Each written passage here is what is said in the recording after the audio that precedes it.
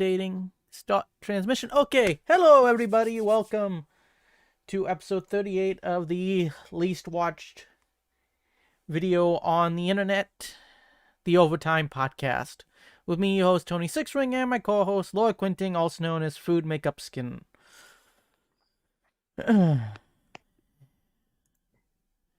And as long as we're actually live, yeah, we're live. Okay.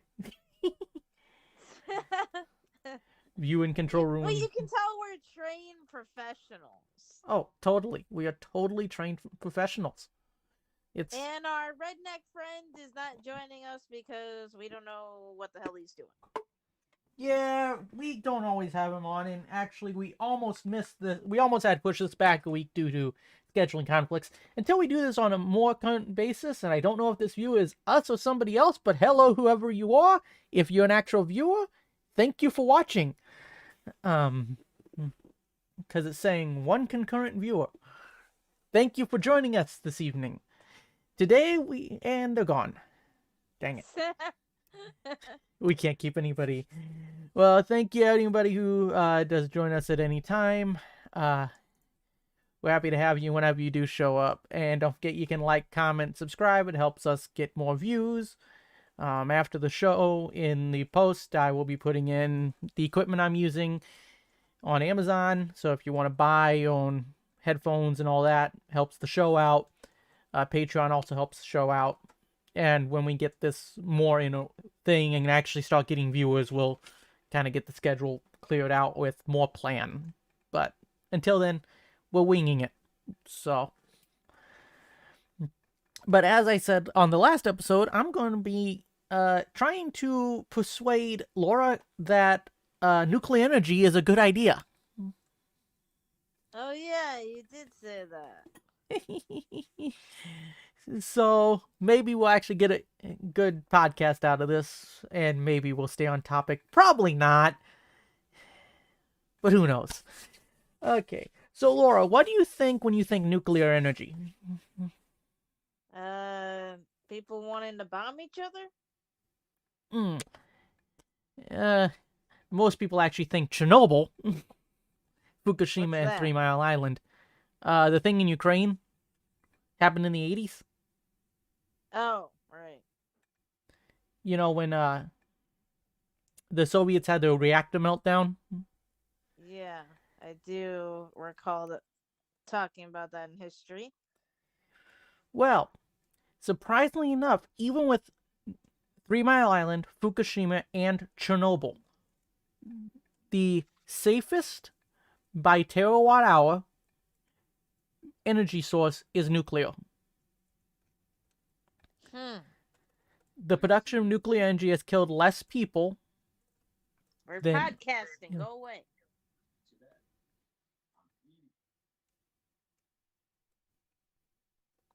You still there? Yeah, I'm still here. Just want to make sure.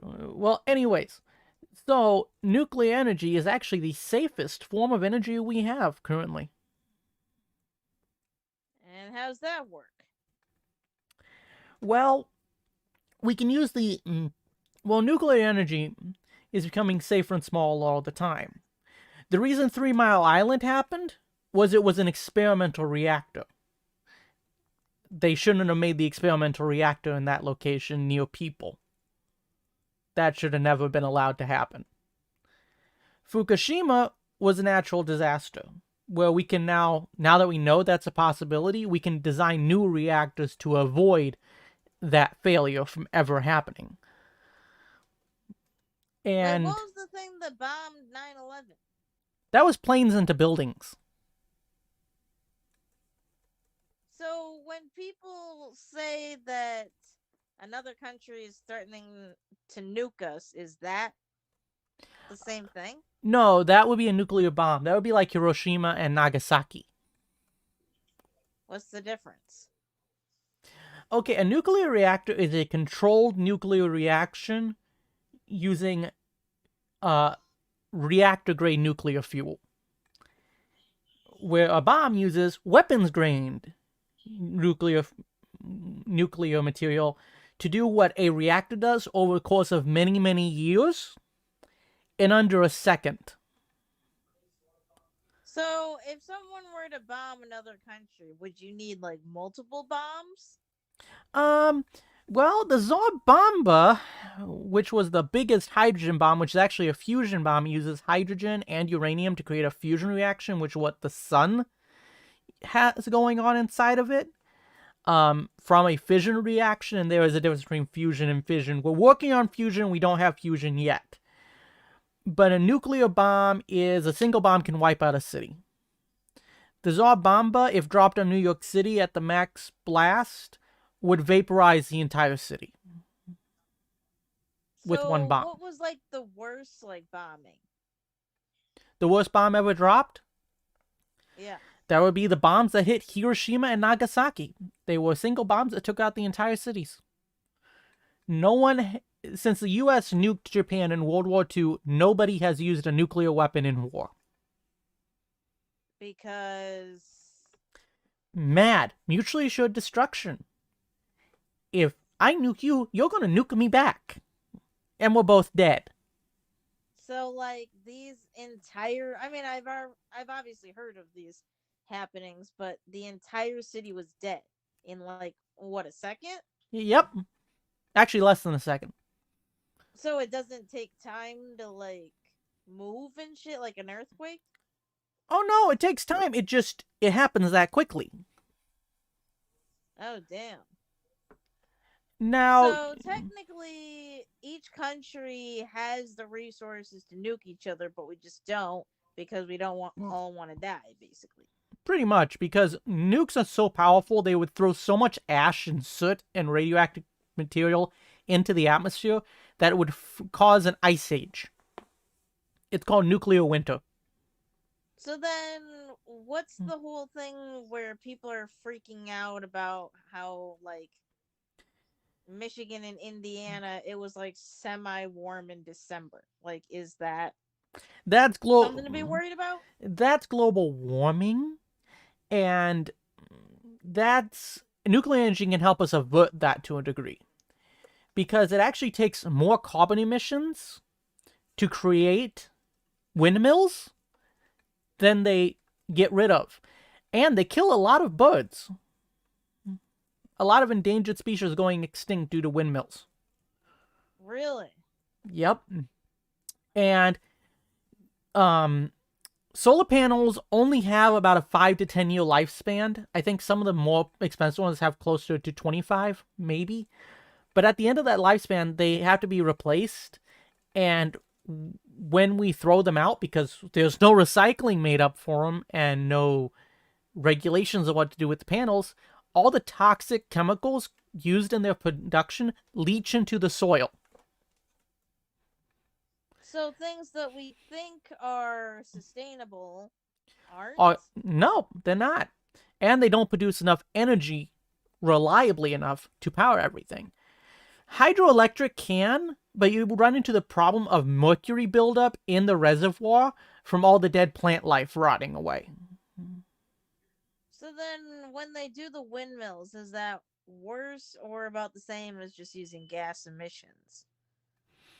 About the same, because once you realize that most of these windmills are produced in China using extremely dirty means of production that produce tons of pollutants, because you're talking about the emissions to create the steel, then ship them over the ocean in diesel-powered boats, then ship them with diesel-powered trucks to where they're going to be put up with diesel-powered cranes.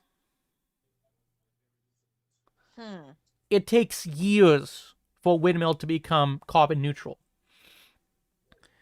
Where, yes, it does take time to become carbon neutral with a nuclear power plant. A nuclear power plant is zero emission. Because all it is you put the reactor in a spot, and then you have a concrete cooling tower to cool down the water that's spinning the turbines. And then it gets flowed back into the system. And you end up with no carbon emissions whatsoever. And we can fit all of the nuclear waste we've created in all of human history inside the Super Bowl. All of it. So We then, can where would dig. it go? Well, we're learning to actually use it to make new fuel and make medicine. Nuclear medicine comes from spent nuclear fuel from reactors. Um, So when people like say, I'm gonna reduce, reuse, and recycle. So you know how they got like those cleaning things that try to like vacuum shit from lakes and crap. What happens to that? what happens to that stuff? Yeah, like what do they do with the trash? It mostly gets sent to be burned because because it's cheaper to throw it away than to recycle it. Most of the shit you throw in the recycles doesn't get recycled.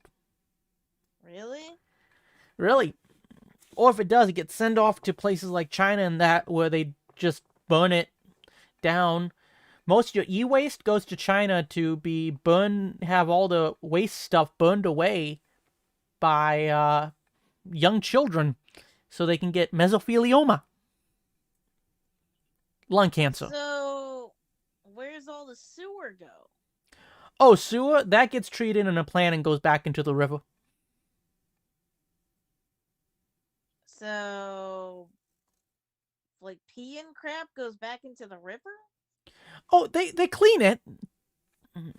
And as long as it's running water, it's fine. Because the running water will make things die down, and there's things in nature that'll do it. It goes through a water treatment plant before we eject it. The problem there though is women's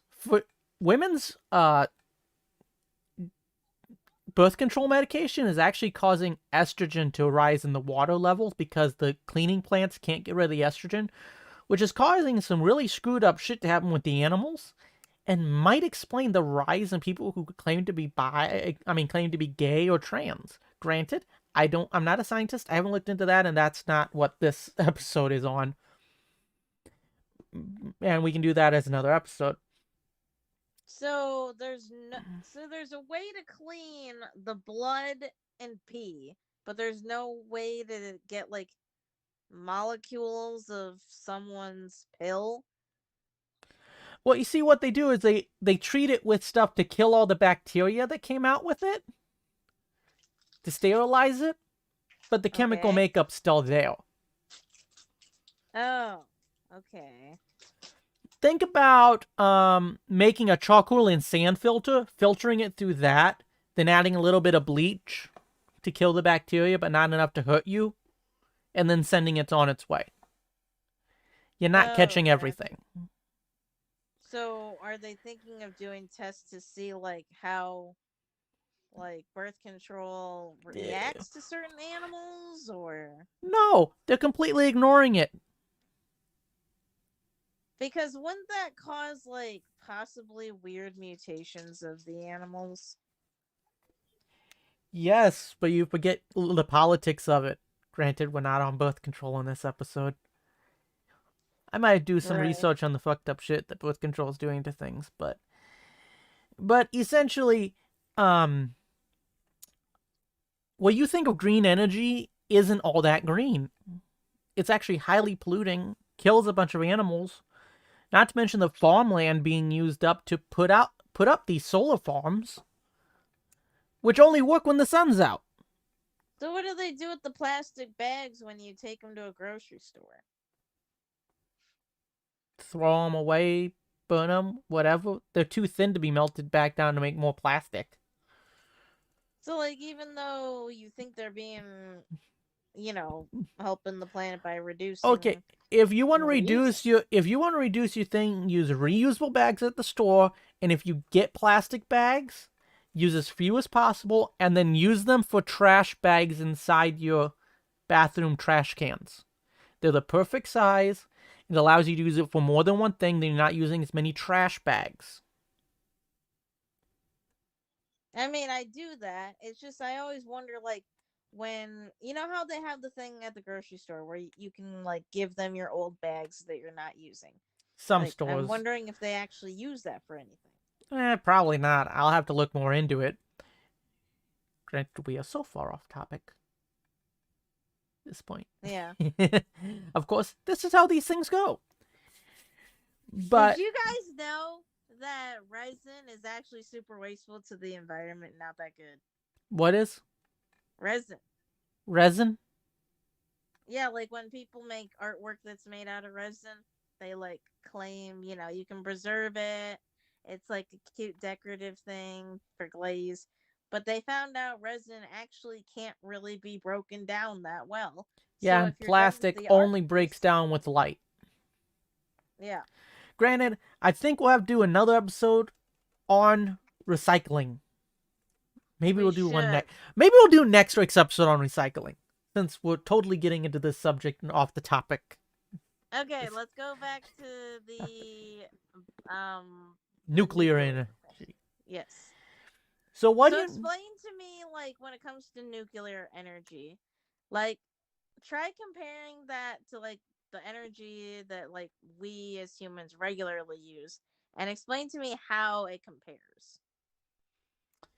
Well, all energy sources are used to boil water to spin turbines to create electricity. Right. I mean, solar panels don't do that. They convert sunlight directly to electricity, and wind turbines spin the turbine with wind, and hydroelectric spins the turbine with the flow of water. All it is it's essentially a turbine is a reverse electric motor. Pretty much. The alternator in your car is a turbine. If you get what I'm saying. Right. It's a piece of metal that spins inside of a copper ring to create electricity through an electromagnetic field that is created. In a turbine, you're creating a field, and an engine, you're supplying the field. You're using the field to move something, or you're creating the field and use it. Okay, I can't speak on this one. Anyways, so coal, burn it, bunch of soot in the air. Even though I still totally think we could just put filters in all the stacks and then take the carbon that was going to go in the air and then use it to make carbon fiber and shit, which would be awesome to make clean coal that way. Granted, we have to get away from fossil fuels; they'll run out eventually. Right. But compared to that, a nuclear reactor has to be refueled once every 10 years. Compared to a coal furnace, which takes tons and tons of coal a day.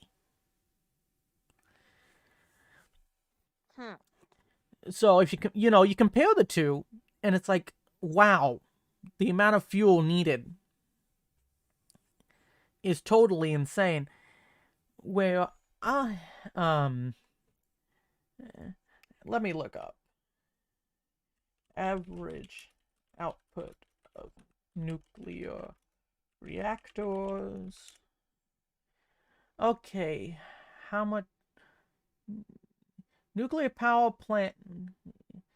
If a reactor generated the amount of electricity every day of the year, it would generate 5 million megawatt hours. However, they're not currently at full capacity, and they only drink the one plant in 2017 only generated 4.6 to 4.7 million megawatt hours. And I'm going to just look coal power, and then the average output of a coal power plant. Coal power plant would be 2.1 megawatts.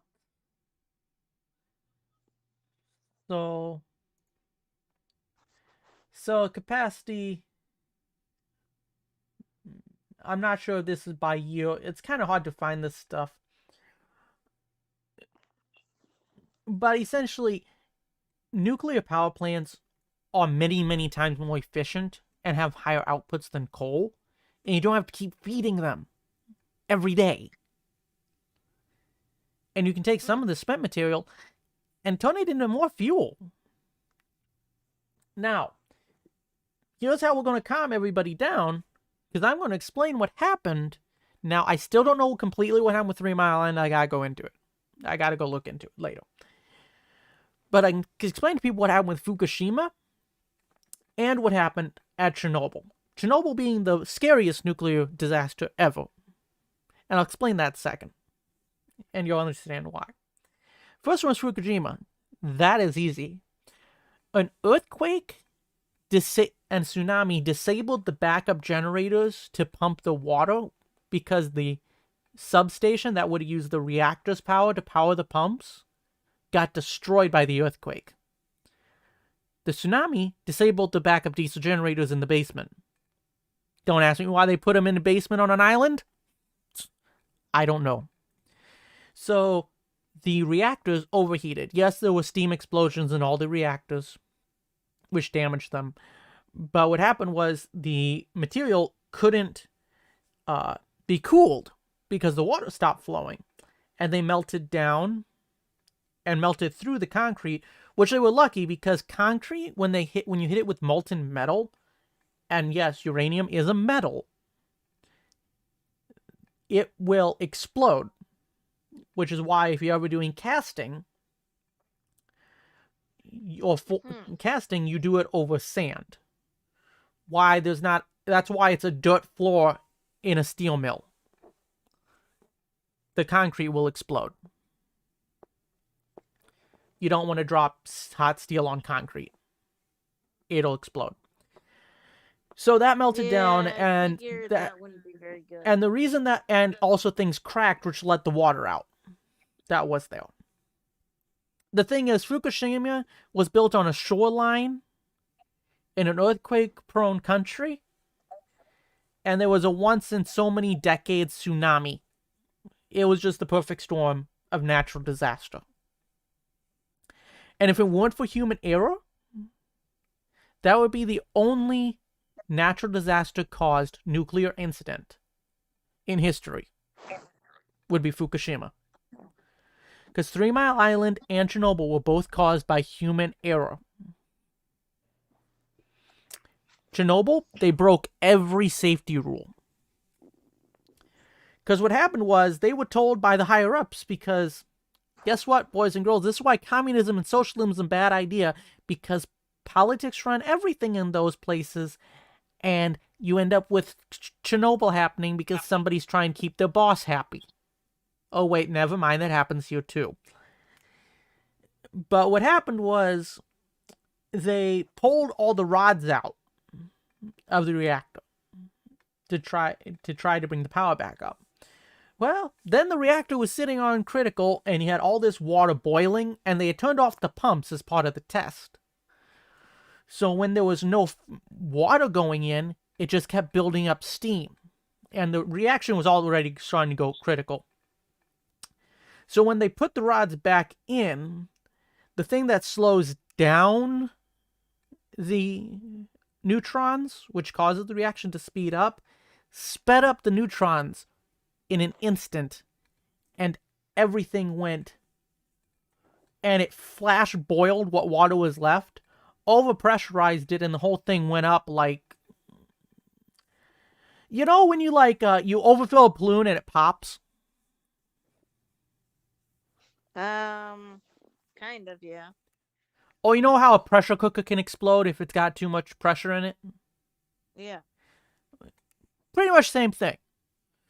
And then the hydrogen and oxygen, which had separated from the water because of the heat, it had actually turned from water back to hydrogen and oxygen. When it hit the regular air combined with the heat, the oxygen ignited and the hydrogen didn't, because even though oxygen and hydrogen together make water, which puts out fires, when you separate them, they're really good fuel for fires. So the heat spontaneously ignited them in the middle of the explosion. You get a fireball, and it blew off the top, and now you had metal so hot, and it was self-heating because it was radioactive in the midst of a runaway radioactive nuclear reaction, that this melted metal and graphite started to burn, and it gave off radioactive smoke. And that's what happened. Now, had they done the correct procedures, and raise the power back up slowly over the course of an entire day instead of wanting the power back on that instant because the idiot boss wanted his promotion, they would have been able to safely save that reactor and taken and gotten everything done safely, and there would have been no Chernobyl. But because Soviet Union and someone wanting a test done that was supposed to be done a long time ago, but somebody wanting to keep a factory going because overtime and stuff. The thing is, Chernobyl was the perfect storm of human error, communist bureaucracy, and someone fucking up the schedule.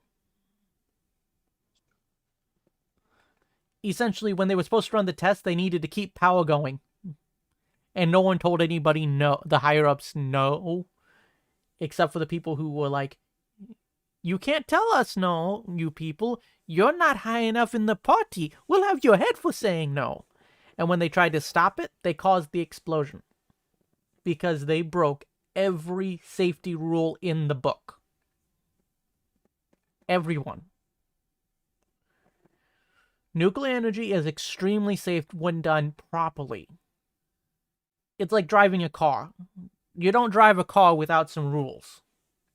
You know? You know what I mean, Glor? Yeah.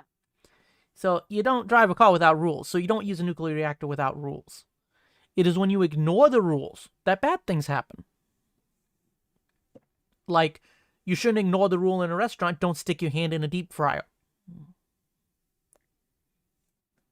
Right. If you catch my drift. Well, I still have a scar from McDonald's, so... So you get my drift. You know, you don't stick your hand in the deep fryer. There are rules exist for a reason, especially with nuclear reactors. But... You stop looking at me like that, bitch. Nick's laughing at me. Of course he is. I still have fryer scars from doing fries too much. Yeah. But essentially, Laura, what they did was the equivalent for a nuclear reactor of putting a basket full of ice in the deep fryer. Oh, damn. But the oils are the water, and the ice is the heat. Wait, so when you have the reaction of the ice and oil, why does it do that? Because oil doesn't mix with water, and the water is boiling because it's way above the boiling part of water. So what's happening is you've got the ice, you've got oil floating over the bubbles of steam being created, and the steam and bubbling is pushing the oil out and onto the floor. So doesn't that ruin the fryer? Pretty much. So then the reaction is similar to when you're trying to do nuclear stuff? Well, the reaction is similar to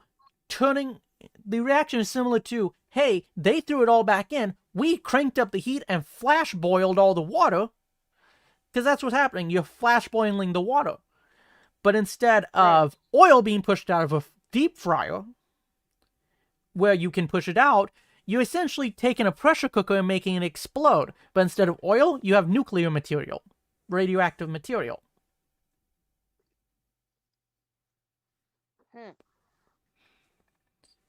And because it's Nick, what do you think? I wasn't even listening to any of it. He never is. Yeah, he don't like listening about that type of stuff. But yeah, so you can kind of get what I'm saying now. And I'm only using it because it's a flash boiling. How do you know all this? How do I know all this? Because I pay attention. And I looked it up. So, what's like their newest thing that they're... What's like the US's newest thing that they're trying to do with nuclear energy? Many things. They're actually working on some modular miniature nuclear reactors that can fit inside of a semi-truck and be taken to a disaster zone and provide megawatts of power for up to 10 years without needing to be refueled. Hmm. The nuclear reactors on U.S. aircraft carriers last 25 years before needing to be refueled. Is it expensive? Well, yeah, because regulation and there's not enough of it to be mass producing the stuff in the quantities to make it cheaper. Because of people's fears of nuclear energy have reduced the desire for it. In fact, in Germany, they had to build more coal plants because the solar and wind could not make up for the nuclear plants they shut down because they were afraid after Fukushima. Even though Fukushima could never happen in Germany.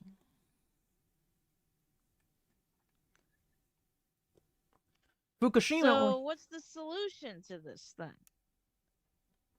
Get people to understand that the fear is not warranted. So, do people just like not want to use nuclear energy because they associate it with all this bad shit? Yes, and the China Syndrome, a movie about a nuclear reactor melting down, came out of movie theaters right after Chernobyl. Here's the thing. If Chernobyl hadn't ever happened, then we would have kept building more and more nuclear reactors. What happened was 3 Mile Island happened, and then Chernobyl happened. 3 Mile Island was a curiosity and kind of gave it some bad press, but Chernobyl really gave it bad press. But instead of blaming the Soviets and them effing up, people blame the nuclear energy. Because it's like, instead of blaming the parents for that Oxford kid in the Michigan high school for not picking up from school, let's blame the firearm. Right. Because little did everybody know, the Columbine kids didn't want to shoot anybody. They wanted to blow everybody up. But their bombs didn't work. So it's like, if psycho kids want to do psycho things, they're going to find a way to do psycho things. But back to the topic at hand. People are blaming the reactor when the reactor was actually a very safe reactor when used properly. A car can be a very safe car when used properly, but it's not so. Your little car ain't so safe when you decide to go 200 down the interstate. Right. So you see what I mean by safe when used properly, not safe when not used properly. Yeah. You know? And that's the problem people don't seem to understand. Is things are very safe when used properly. And the reason we need nuclear energy, at least till we can get fusion off the ground, is because wind and solar will never make up the difference of energy. Due to them trying to be all green, California has rolling brownouts and blackouts all the time because they don't have enough power production. Because they're trying to be all renewable. All renewable doesn't work. There's not enough electricity produced. The wind doesn't always blow, the sun doesn't always shine, and we do not have any way to store that electricity for a long enough period of time. Wait, so when they did like the ban on plastic bags and shit, or else you gotta like pay for it, what's the money do then? You had to pay for what was just an incentive for you to not get plastic bags. Which, guess what, everybody? The plastic bag is because of all you little bugs out there. Seriously, when we do an episode on recycling and what they actually do, we're also going to go after you little bugs out there whose parents did not somehow neglected to teach you not to throw the plastic bag on the plastic bag and a used mask all over the beach. Plastic bags would not be such a problem if people actually threw them in the trash can instead of out the window. Just saying. Right. I'm sure you can get where I'm going with that.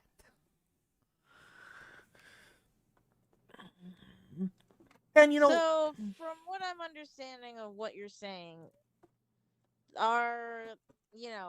when we're trying to be more eco-friendly, it's not really doing anything? Not really, no. Huh. Interesting. It is not doing bupkis.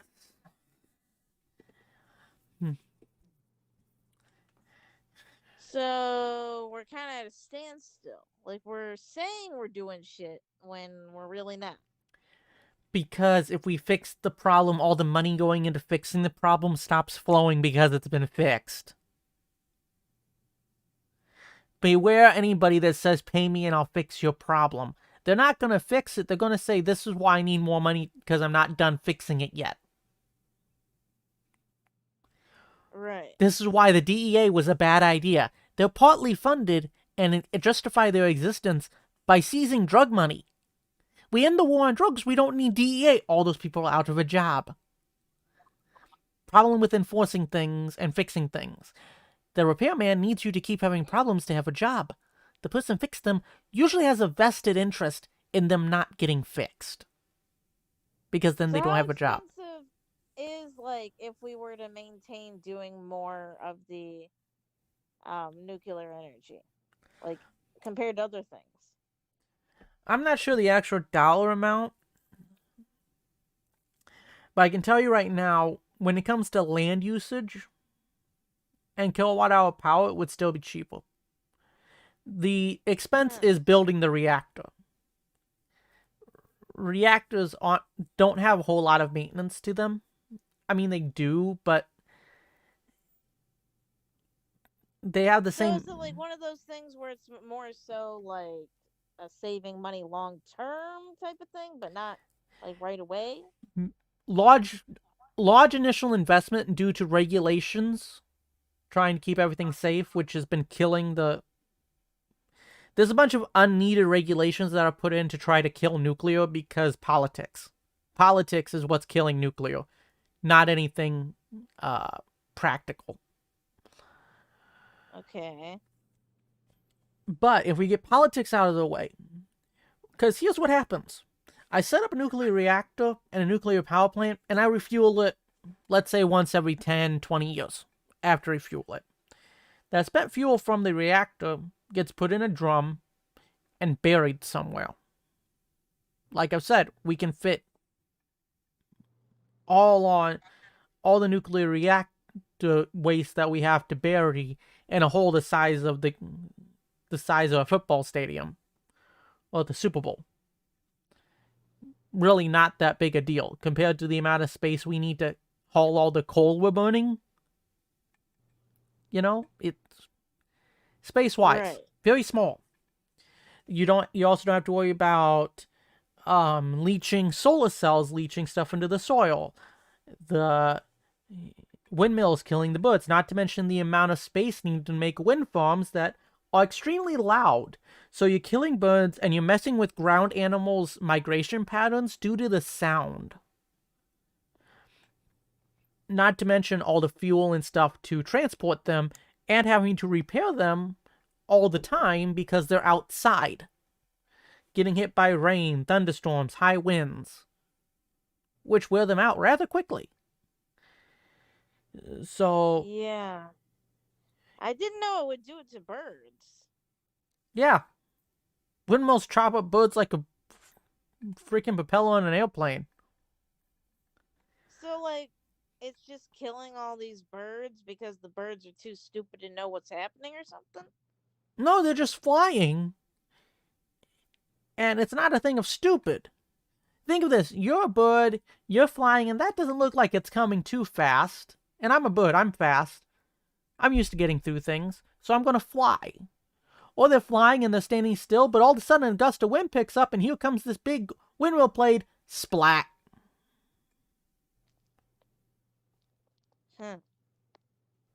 So they don't run all the time, they kill birds, and they wear out. Much faster than a nuclear reactor. There are still 3 other reactors running in the Chernobyl power plant, providing energy. And Chernobyl happened almost 40 years ago.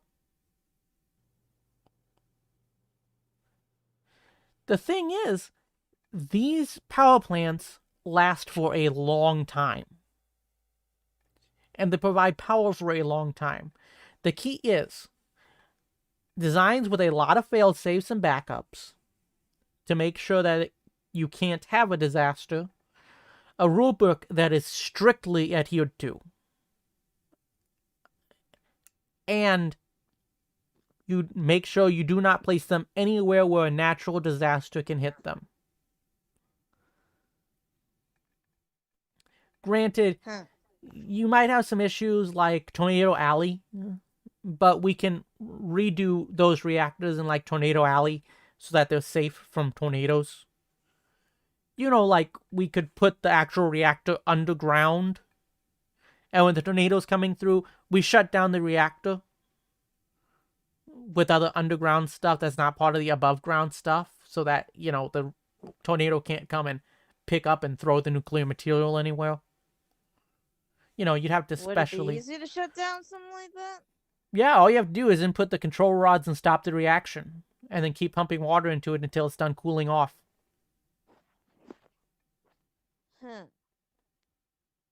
I mean, it's more complicated. I'm not a nuclear engineer. I don't know what the control rods are made of. The science behind why it works is complicated. And so is the design of the control rods. So obviously it's more complicated than I'm making it out to be.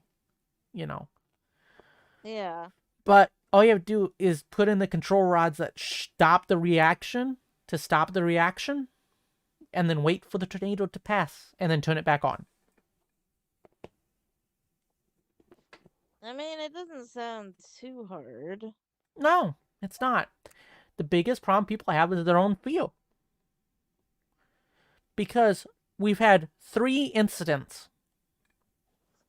in human history. Maybe 4, but the 4th one isn't well known. I don't remember what it was. So in the last 100 years, almost, of nuclear power, going on 100 years of nuclear power, we've had 3 incidents. Only one of which was an ongoing disaster that took weeks to get under control. Fukushima, yes, people died with Fukushima and stuff, but that was a natural disaster. Something no one could have seen coming until it happened. The thing is, the designers of the reactor at Chernobyl didn't see this coming because they didn't think anyone would be stupid enough to put it in the state that it was in and break all the safety rules. Because, you know, no one knows someone's going to be an idiot till someone's being an idiot. And since you don't think anybody's ever going to do that, you're not going to think, what's going to happen if we do this in this scenario? Because you don't think that scenario is ever going to happen. But then after that, all the other reactors were redesigned and modified so that Chernobyl can never happen again in an RBMK reactor, which is the kind of reactor from Chernobyl. Do you think something like that would ever happen? No. Granted, I also don't think nuclear war would ever happen, but you know what's going on in Ukraine, and you know how idiotic China and Russia are. Because seriously, China's making a big deal over a stupid little island, okay? Threatening war with the US over an island nation. Because it hurts their pride for them to still exist. Even though we are China's #1 customer. Despite the fact that going to... Huh? Did they ever want to nuke us? Perhaps. Perhaps not. Nobody really wants to nuke anybody. It's an escalation thing. It's like you start with ground troops, then somebody like presses the button. In our back pocket if we need it, kind of thing. Yeah. Oh. But the guy who's going to send the first nuke off is either going to be... It's either going to start with one person, like, nuking a military base. Nobody's going to start with nuking a city. Or at least no country will. Terrorists would, but not a country. And if a terrorist nukes anything, it's going to be LA or Washington or New York. You know, one of the big cities. The big famous cities. Right. Terrorists never attack anywhere that's not well known for some historical thing. So places like where you live and I live are probably safe from that sort of attack by a terrorist organization. Well, I Detroit, would not hope so. we are. Detroit, not so much. Chicago, not so much. Are two What do you cities, mean not yes. Detroit? Well, is known as the birthplace of the American auto industry. Oh. Chicago is known for the mobs and the Sears Tower. Chicago and Detroit are cities known around the world, like Boston and New York and Washington, D.C. and Miami and L.A. and San Francisco. True. Though it would be a great idea to hit them as target, most people outside of America do not have a clue what the city of Austin, Texas is, but they would go after Houston because that's where mission control was for NASA. Because terrorists are all about the symbolism. Because they're religious freaks. Huh. Kind of goes with the territory.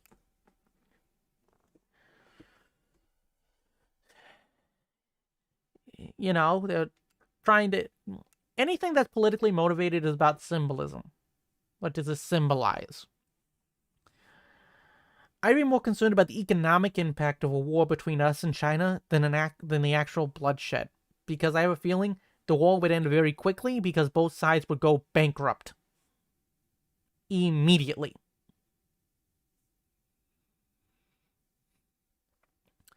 Because we wouldn't have our supplies from China, China wouldn't have our money, and both of us would end up at a standstill.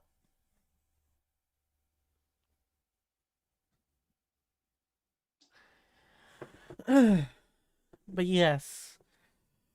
Nuclear power is the way to go green, though. That is the total outtake of this, even though we could not stay on subject once again. We kept getting off the subject. Anyways, hopefully we can get around to planning these out a little bit better at some point in the far, far future. Not gonna hold my breath on it. I mean, it keeps things interesting.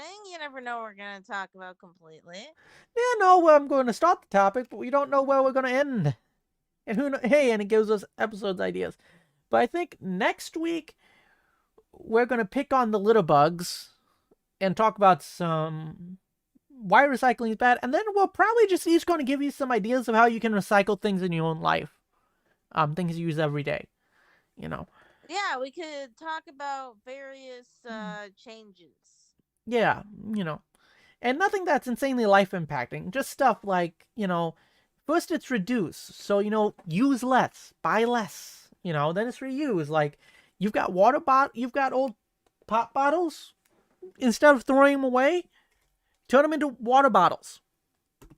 Stuff like that. Things you can use for multiple purposes. All that sort of stuff. I think that'll be a pretty good episode. Yeah, hopefully our redneck friend can be in on that one.